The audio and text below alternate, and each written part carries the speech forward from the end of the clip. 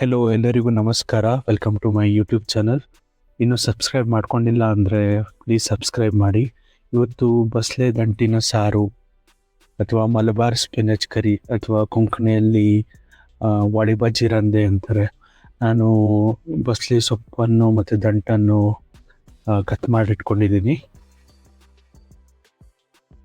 ಇವಾಗ ಕುಕ್ಕರ್ ತೊಗೊಂಡ್ಬಿಟ್ಟು ಅದರಲ್ಲಿ ಒಂದು 1/4 ಕಪ್ ಅಷ್ಟು ತೂರ್ ದಾಲ್ ಅನ್ನು ಹಾಕ್ಬಿಟ್ಟು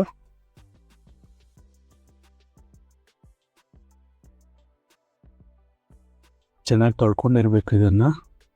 ಯಾಕಂದರೆ ಅದು ಒಂಥರ ಡಸ್ಟ್ ಥರ ಇರುತ್ತೆ. ಸೊ ಚೆನ್ನಾಗಿ 2 ಸಲ ತೊಳ್ಕೊಂಡಿದ್ದೀನಿ. ಚೆನ್ನಾಗಿ ಕ್ಲೀನ್ ಮಾಡಿಕೊಂಡು ಬಸ್ಲೆ ಸೊಪ್ಪು ಇದು ರಫಾಗಿ ಕಟ್ ಮಾಡ್ಕೊಳ್ಳಿ, ತುಂಬ ಮೈನ್ಯೂಟ್ ಕಟ್ ಬೇಡ. ಇದನ್ನು ಕಟ್ ಮಾಡ್ಕೊಂಡ್ಬಿಟ್ಟು ಕುಕ್ಕರಲ್ಲಿ ಹಾಕಿ, ಇದು ಆಲ್ಮೋಸ್ಟ್ 1 ಕಟ್ ಇರ್ಬೋದು ಅಷ್ಟು ಸೊಪ್ಪು.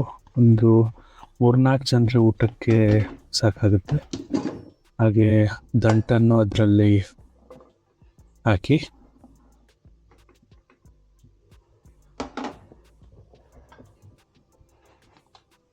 ಸ್ವಲ್ಪ ಅರಿಶಿನ, 1/4 ಚಮಚ ಸಾಕು ಅರಿಶಿನ ಹಾಕ್ಬಿಟ್ಟು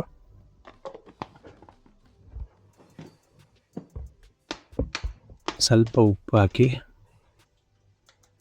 ತುಂಬ ಬೇಡ, ಆಮೇಲೆ ಟೇಸ್ಟ್ ಪ್ರಕಾರ ಹಾಕ್ಬೋದು. ಇವಾಗ ಸ್ವಲ್ಪ ಉಪ್ಪು ಸಾಕು, ಏಕೆಂದರೆ ದಂಟು ಮತ್ತು ಸೊಪ್ಪು ಉಪ್ಪನ್ನು ಹೀರ್ಕೊಳ್ಳುತ್ತಲ್ವ, it will enhance the taste. ಇವಾಗ ಒಂದು 2 ಕಪ್ಪಷ್ಟು ನೀರು ಹಾಕಿ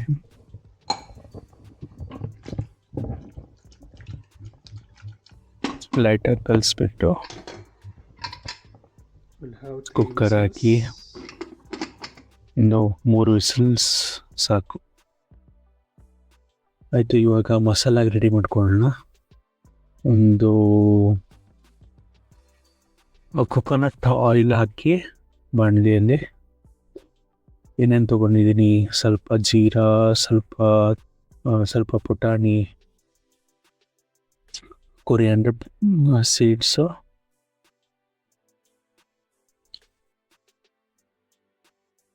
ಕೊಕೊನಟ್ ಆಯಿಲ್ ಹಾಕಿ ಸ್ವಲ್ಪ ಲೈಟಾಗಿ ಫ್ರೈ ಮಾಡ್ಕೋಬೇಕು.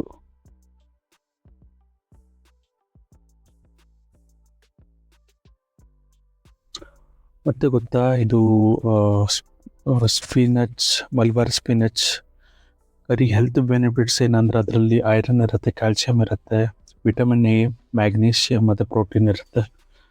ಹೆಲ್ತ್ ಬೆನಿಫಿಟ್ಸ್ ಹಾಗೆ ಹೇಳ್ತೀನಿ ಮುಂದೆ. ಹಾಗೆ ನನ್ನ ವಿಡಿಯೋನ ಲೈಕ್ ಮಾಡಿ, ಶೇರ್ ಮಾಡಿ, ಹಾಗೆ ಕಮೆಂಟು ಮಾಡಿ ನಿಮಗೆ ಯಾವ ಥರ ಅಡುಗೆ ಬೇಕಂತ. ಹಾಗೆ ಇದರಲ್ಲಿ ಒಂದು ಸ್ವಲ್ಪ ಕರಿಬೇವು ಸೊಪ್ಪು ಹಾಕಿಬಿಟ್ಟು ಹಾಗೆ ಫ್ರೈ ಮಾಡ್ಕೊತಾ ಇರಿ.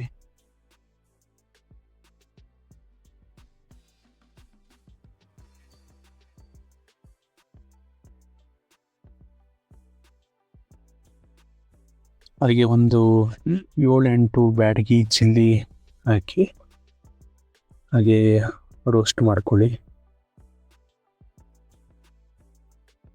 ಹಾಗೆ ಕೋಕೋನಟ್, ತುರಿದ ಕೋಕೋನಟ್ ಇರುತ್ತಲ್ವ, ತೆಂಗಿನಕಾಯಿ, ಅದು ಹಾಕಿ. ನಾನು ಇದು ರೆಡಿಮೇಡೇ ತರಿಸ್ತೀನಿ, ಅಷ್ಟೊಂದು ಟೈಮ್ ಸಿಗಲ್ಲ. ಸೊ ರೆಡಿಮೇಡೇ ಸಿಗುತ್ತೆ ಇಲ್ಲಿ ಬ್ಯಾಂಗ್ಳೂರಲ್ಲಿ. ಸೊ ಒಂದು 3/4 ಕಪ್ ಹಾಕೀನಿ. ಹಾಗೆ ಇದನ್ನು ಸ್ವಲ್ಪ ಕೂಲಾದ ಮಿಕ್ಸಿ ಜಾರಲ್ಲಿ ಟ್ರಾನ್ಸ್ಫರ್ ಮಾಡಿ,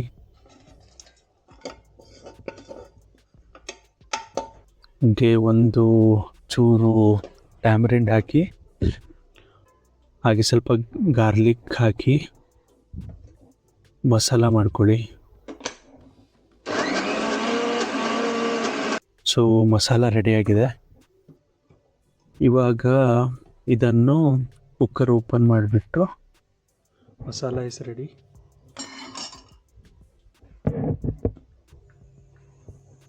ಗೆಳೆಯರೆ, ಒಂದು ಮಿಸ್ಟೇಕ್ ಆಗೋಯಿತು, ಆ ವಿಡಿಯೋನೇ ರೆಕಾರ್ಡ್ ಆಗಿಲ್ಲ. ಸೊ ನಾನೇನು ಮಾಡಿದ್ದೆ ಅಂದರೆ ಕುಕ್ಕರ್ ಓಪನ್ ಮಾಡಿ ಆ ಮಸಾಲ ಹಾಕಿ, ಸ್ವಲ್ಪ ರುಚಿಗೆ ತಕ್ಕಷ್ಟು ಉಪ್ಪು ಹಾಕಿ ಕುದಿಸ್ಲಿಕ್ಕಿಟ್ಟೆ.